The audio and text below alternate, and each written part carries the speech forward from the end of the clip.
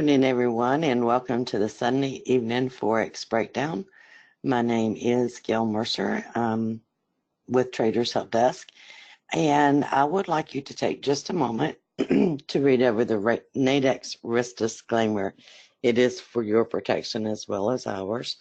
And basically, you should never trade with money you cannot afford to lose. Anytime you enter a trade, there is risk involved, even with the binary options. Okay?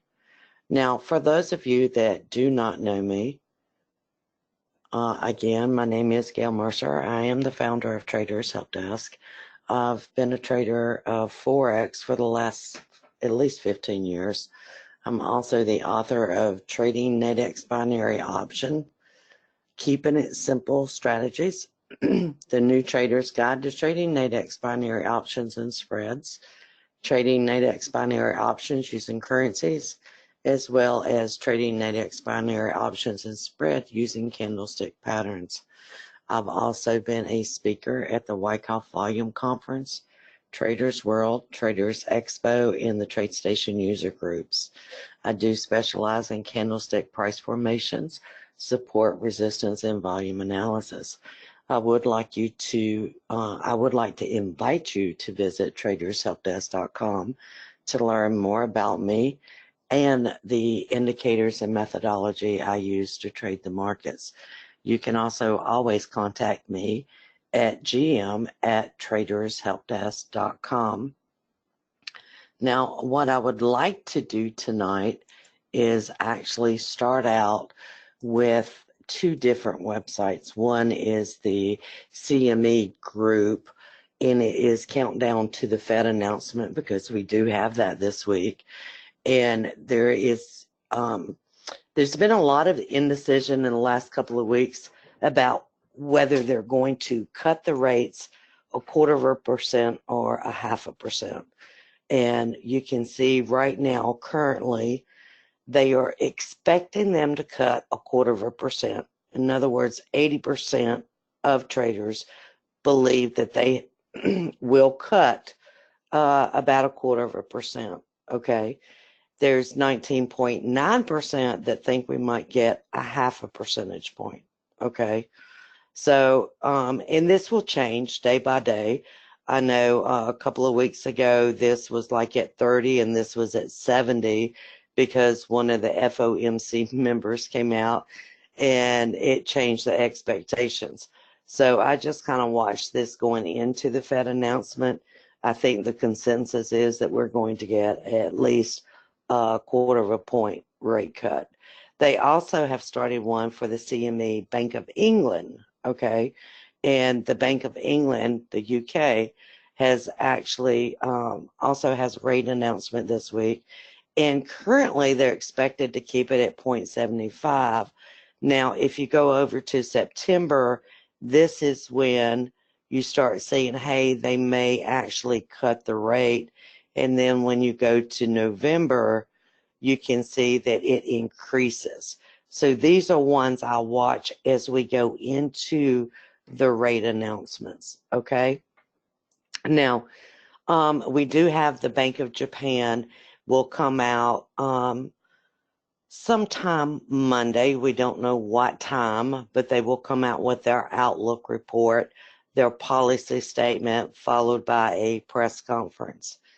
At Tuesday at 10 o'clock, we also have the CB Consumer Confidence at 9:30 that night, and these are all Eastern time, which is New York time.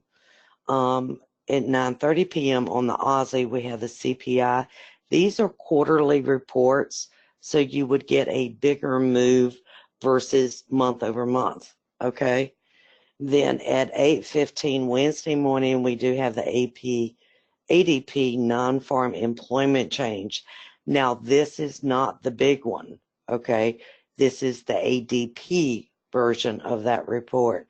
The big one will be on Friday, which is the non-farm employment change, okay? The difference is the non-farm employment change usually will create a very large move on the currencies. This week, I would not think that it would because of the FOMC which is on Wednesday, okay? This is going to be like a little bump in my opinion, because the big one for the week will be the FOMC statement. Now we also, on the Canadian side, we have the GDP on Wednesday at 8:30 a.m. Notice that that is month over month, okay? On Thursday, if you trade the Swiss franc, they have a holiday all day. And then that morning, we also have the British pound, Bank of England inflation report, the bank rate votes, the monetary policy, and the bank rate, followed by the Bank of England governor speaking at 7:30. Then at 10 o'clock, we have ISM manufacturing PMI on the U.S. side. And that night, we have the retail sales on the Aussie dollar.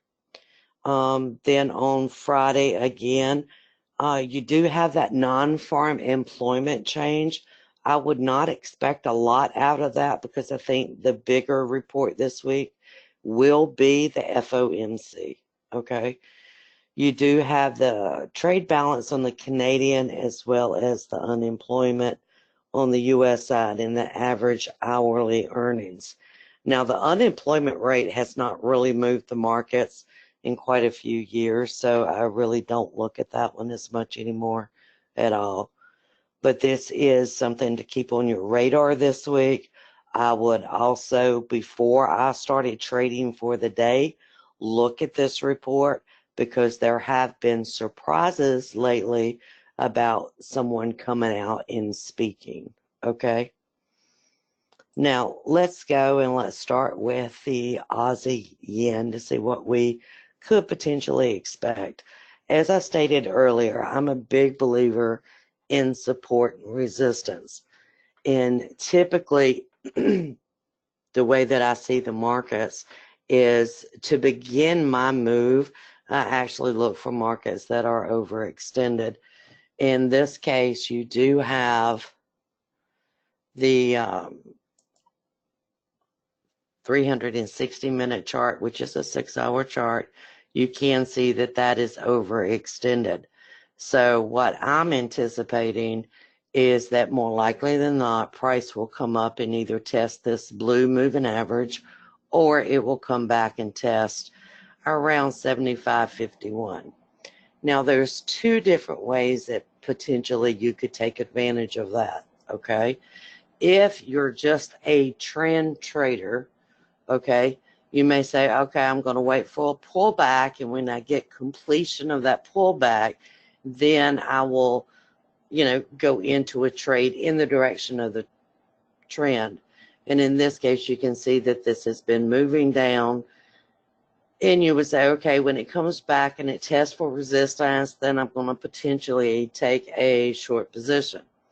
Or if you're a trader that does counter trend and trend trading, then what you do is say, okay, I may take this long up to a potential of 75.51, and then when it gets there, if it shows that this is going to act as resistance, then you could trade it back down. Do y'all understand that?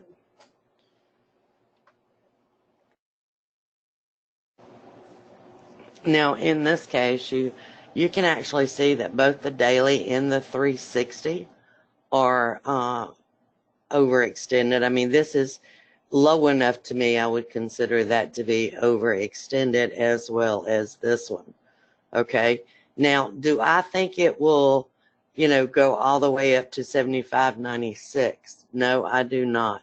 And the reason that I don't, I think it's going to find resistance at 75.51, simply because this is already turning down over here. Okay.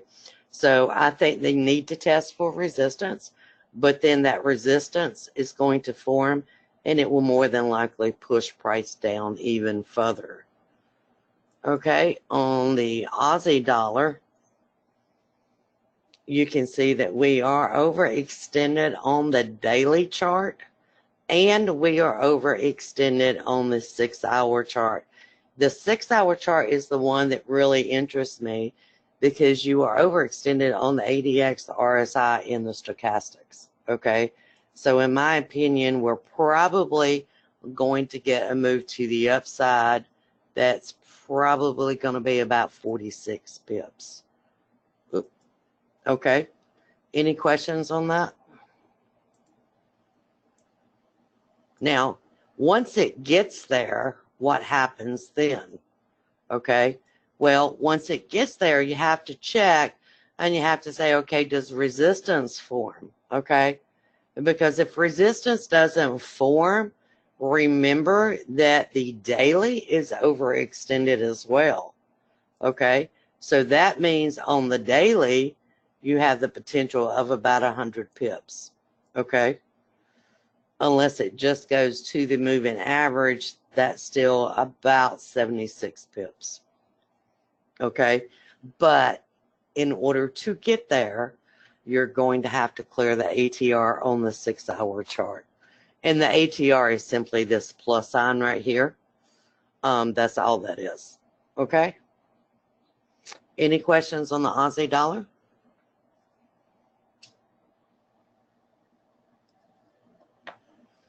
We'll go and look at the euro yen. Now, on the euro yen, the only thing that I can potentially see is that you're going to get divergence over here on the weekly chart, okay?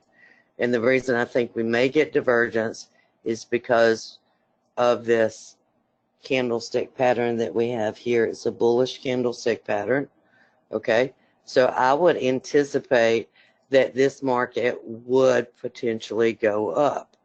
Right now, you're kind of like in the middle of nowhere. You are testing this fast moving average here, and it could potentially, on the 6-hour chart, could potentially go up to this line, 68 pips, okay? But the problem is this has turned down, okay? So if it does turn back up, it doesn't have far to go before you become overextended again. So to me, this is going to probably be a 2-hour trade.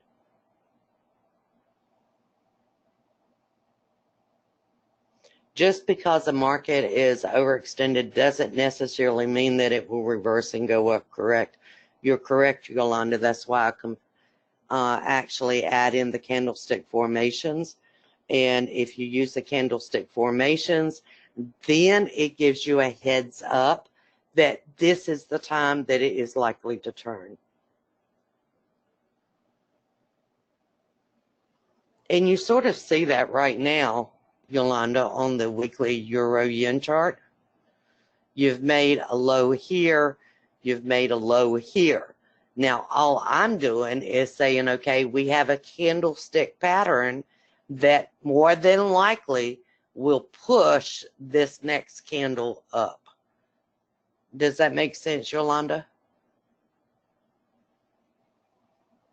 Now, does that mean it's going to reverse the trend? No. Okay, what it means is this is a perfect area for it to go and test for an area of resistance or test for an area that will support price.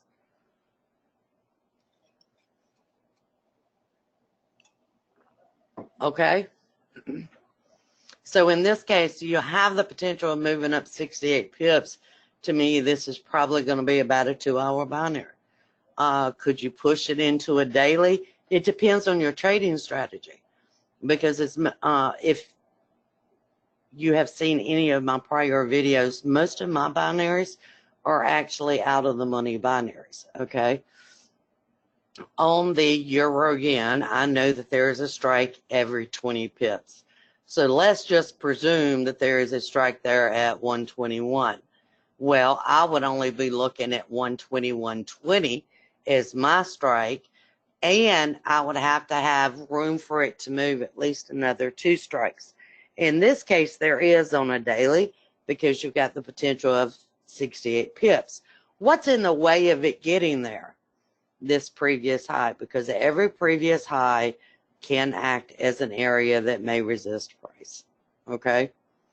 So that's the one thing I would say, okay, if I take the 121.20, where's the next area that it may hit and reverse on me? Well, that's going to be the 121.40. What does that mean to me? That means to me, okay, I won't make a full profit potential, but I'll be in the money. Okay? So then I have to weigh, is it worth the risk that is being offered for that binary? Does everybody understand that? If the answer is no, then I don't take the trade.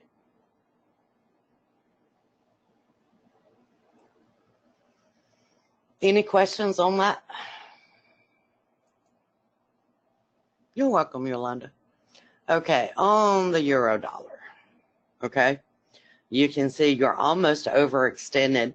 Now, this is actually at an area of potential support. Okay, you can see that here it's tested. Over here it's tested twice. If I went back further, you could see that it's already tested before. It's also forming a pivot low here, which tells me that, hey, it's probably going to go up. It's probably going to test 1167. You also see on the daily that you are forming a potential trend divergence. Again, that's just telling me that it's going to go up and test for resistance, okay? That could be 94 pips or it could be 33 pips, depending on whether this fast-moving average holds, okay? But if you mouse over that, you'll see that this ATR is almost in the identical spot. So I can say safely, in this scenario, it could be either a 97 pip move to the upside if it decides to move up, or it could simply be a 34 pip move. Okay, it will be very critical to see whether it changes this ATR from red to blue. And in this case, what would happen is that this ATR price would close above it, and then it would flip to the downside, and then they would come back and test for a support area again before they go up. That's typical. It's sort of like what they're doing right here. Okay, they closed above the ATR, they formed the doji, they came back to test it, and this is potentially supporting it. Okay, this is the type of pattern right here that I want to see happen over here. Okay, now if they do not flip the ATR, in other words, it acts as resistance, then I would anticipate them coming back and testing the low at 1.1100. Okay? Any questions? Now, which one's the counter trend move? Okay? If you're looking at counter trend, this is your counter trend move. If you form resistance here, your trend move will be back to the downside. That's what forms the waves in the market. Okay? Any questions on that?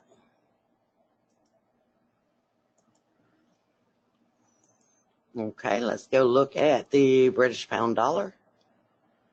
Now, the British pound dollar has been somewhat hard to trade. It is hard to trade right now because you have no previous lows to gauge off of, and because they really believe, a lot of people really believe now they're going to have the hard Bree exit, which means no deal Bree exit. And there's a lot of people that think that the British pound will fall probably significantly if that happens. That's all I'm going to say, okay? Now, they have until October. And what has happened is, you know, you've just seen this huge move on the British pound to the downside.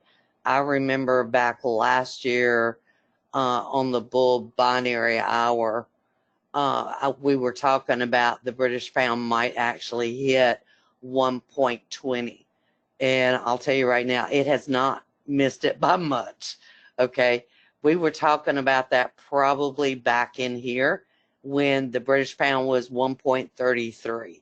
Okay, and now we're at 1.23. Okay, so it's actually feasible for this to occur on the British pound. That's made it pretty hard to trade because you have a downtrend, and this, Yolanda, is something significant that you're talking about. You could be overextended here. It barely bump up, and then it comes back overextended. It's not unusual to see that right now on the British pound. Okay, so it's real important that if you're trying to go long on the British pound, you're definitely counter trend trading. Okay, but number two, you know, if you take a profit, then you need, if you have a profit, you need to learn to take it. Okay, don't wait to make all of the money. Hey, if you get a profit, don't be scared to take it. Okay, I do think we're going to get some upward movement on the British pound this week from the way the charts are looking. You can see that this is overextended, this is overextended. You're making new lows here, but you're not making new lows in the stochastics. And over here, you're overextended as well. Now, the one thing about it is, even though you don't really have divergence on your stochastics, you are showing divergence on the RSI. Okay, so this likely is going to come back and try to test 2463. That's what I would be anticipating. But again, if you are going to trade the British pound dollar, just be aware that if somebody comes out and says something about pre-exit, then guess what? You know, it could collapse or it could go the other way. Any questions on the British pound?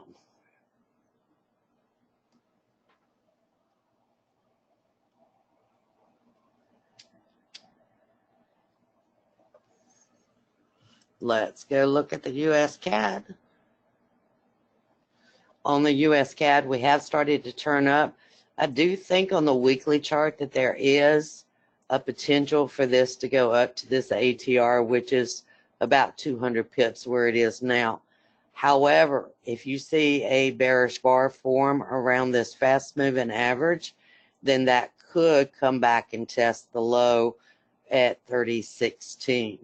Okay, you will have some resistance up here around 3214. And again, that may come back and test right about 3100. Okay, you can also see over here on the 6-hour chart. Do you see how that's overbought? And it's making new highs, and the stochastics is not. Okay, and this is typically when it's going to come back down and it's going to make that test for a support area. Okay, you also see on the daily chart, it came just a few ticks away from this red dot here. You're overextended. There is a potential for that to come back to 88. Okay, 88 pips down. Okay, so that tells me really be careful right here at this fast moving average, because that's where the resistance may actually be. Does everybody understand that? What's going to give you the clue as to what, if that's going to happen? Look at your 6-hour chart. Okay, if you know they are able to form support around 3129, 3140, that's going to tell you that more than likely this move is going to play out. But if they break through this ATR at 3129, then more than likely they're going to come and test for support at around 3064. Does everybody understand that?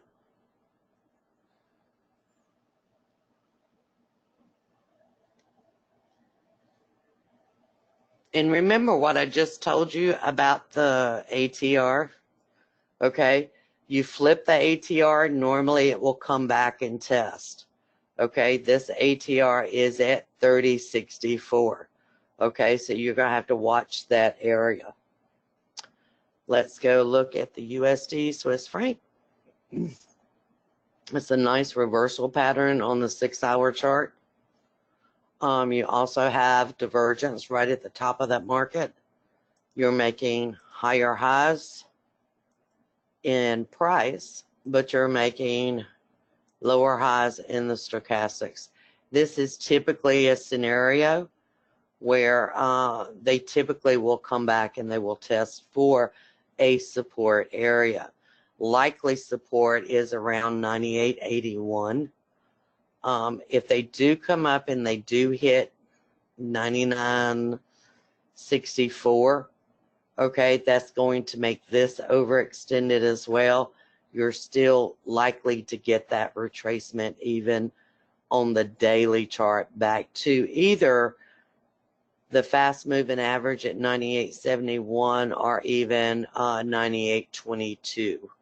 Okay, I think they'll probably come out at 98.81. It's especially with this ADX overextended as well. What I would like to see is for the current bar, which ends at midnight, I believe it is.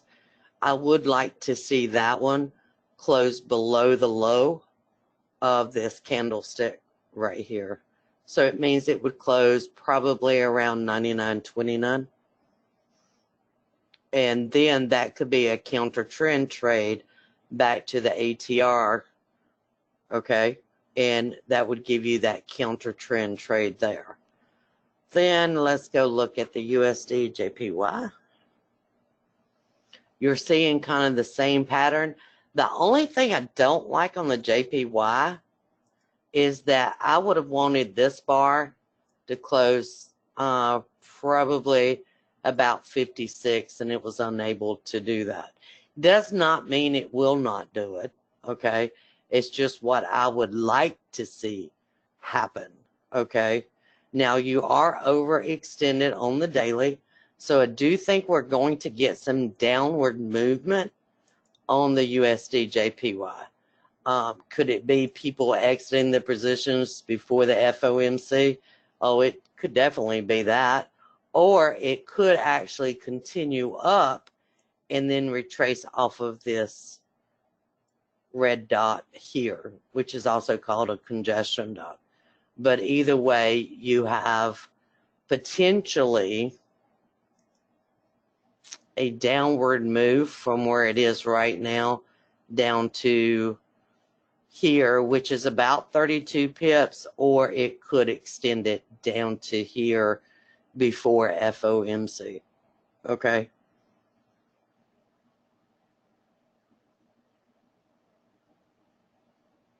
Any questions on the USD JPY?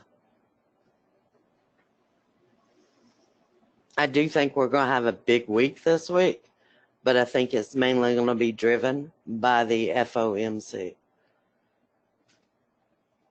And it could be that they only cut 0.25% and the market gets upset because they didn't cut 0.5%, and you could see everything turn to the downside. So you really do need to be aware of what's happening this week.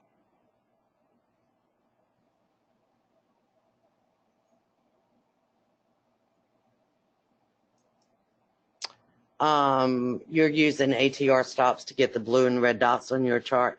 Yeah, it's something that I programmed, Ernest. What trading platform do I use? I actually use TradingView. I love TradingView. Kathy, you wanted to see the British pound yen? I thought I was missing one.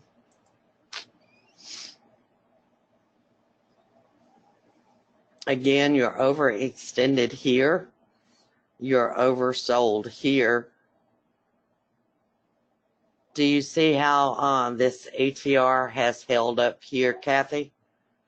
This is where, to me, what's critical right now, let me remove all these lines.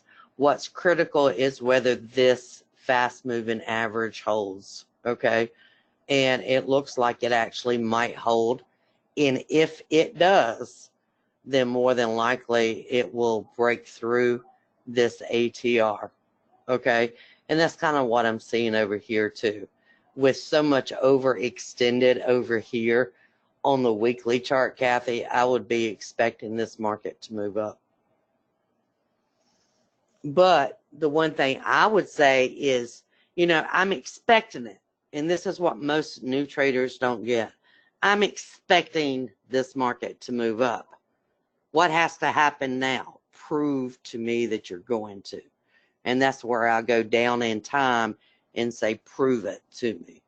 Okay, give me a pattern that I know says, okay, this is where the market is likely to move up.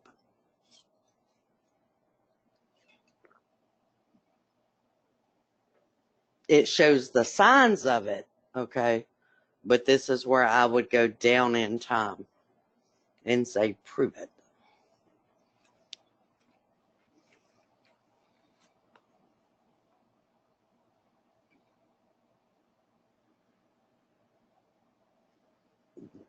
The 360 is right here.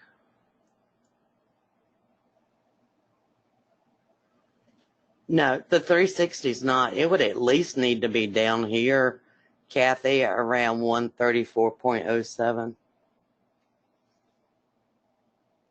Any of the USD-based trade currencies, Kennard. USD JPY is going to move the most.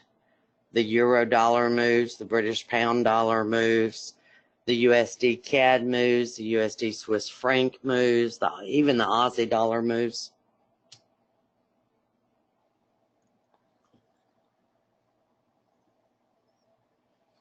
You want to look at the euro British pound?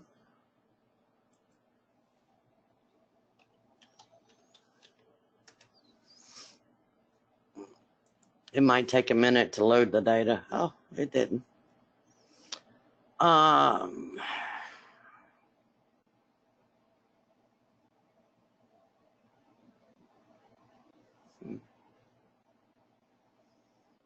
looks weird. I would actually expect this to come down to this ATR, although it may test the high. A lot of times you'll see these double top patterns, and that's what will push it back. I would be looking at 90.26. If it's going to push it down, that's where it's likely to start from, which is right here.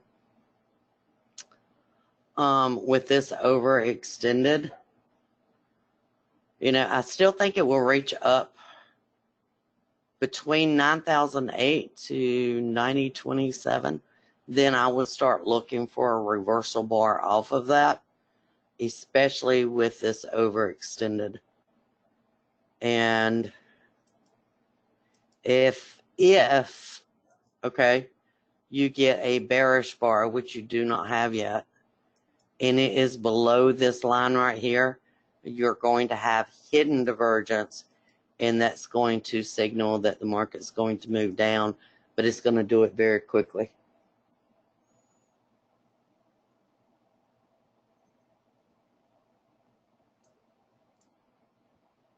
Because that would be a momentum move. But again, you would need that bearish bar to come in.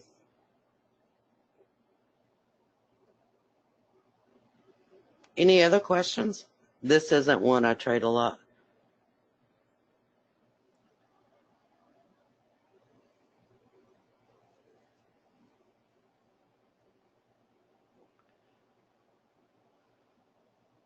There's a lot of different reversal bars. Do you know what a pivot high and a pivot low is, Yolanda? That's what I'd be looking for.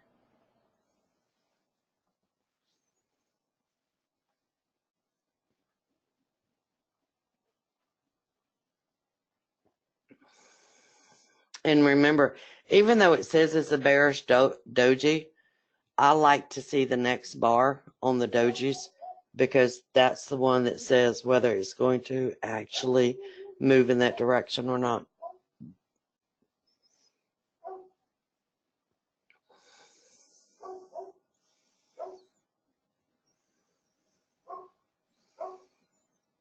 And a lot of times, if you just wait and watch, you'll see that they'll do double tops and double bottoms. I do. I wait for confirmation.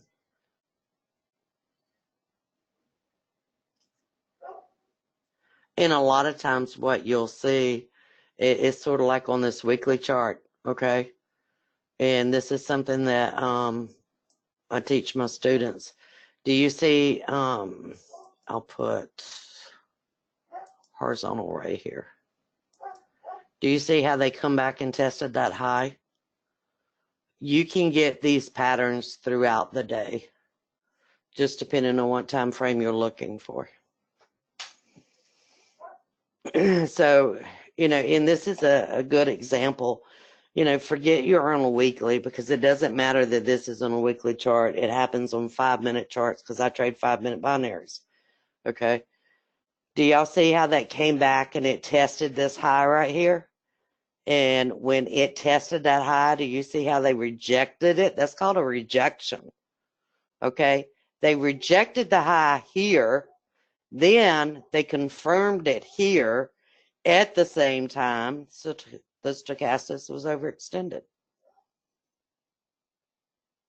Now, what said the stochastics was going to turn?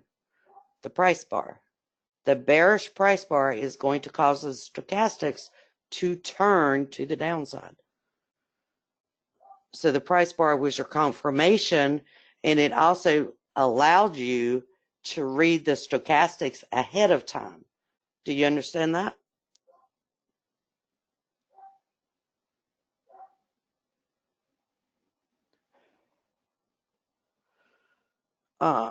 You pretty much see that same thing.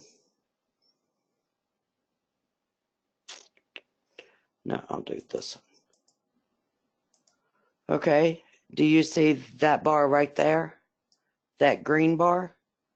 That is what causes the stochastics to turn. Okay, so in that case, Yolanda, I'm not waiting for this bar. I'm probably in at the end of this bar. Do you understand that, Yolanda? Because that bar said that this was going to turn because this is overextended. The price bar said, okay, now we're going to turn to the upside. Okay, so I was expecting this one, and if that one had not formed that way, then I would have exited my trade.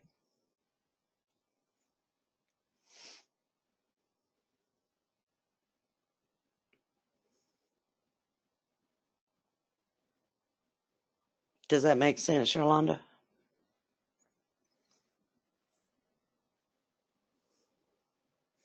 When you look over here at the 6-hour chart, the same pattern that I just told y'all. Let me delete that one.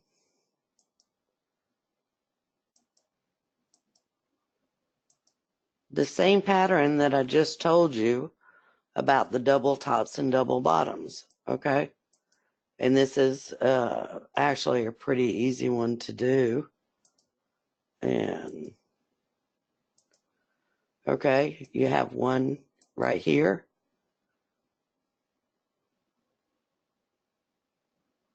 You have one here. You have a double bottom here. And you have a double bottom here. And actually, you have one there. They play out on any time frame you're looking at. You just have to know how to read the double tops and the rejections.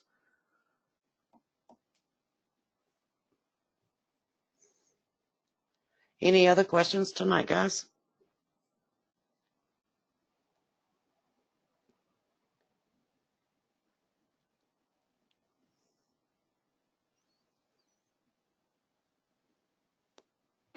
Again, to me, it's all about support and resistance.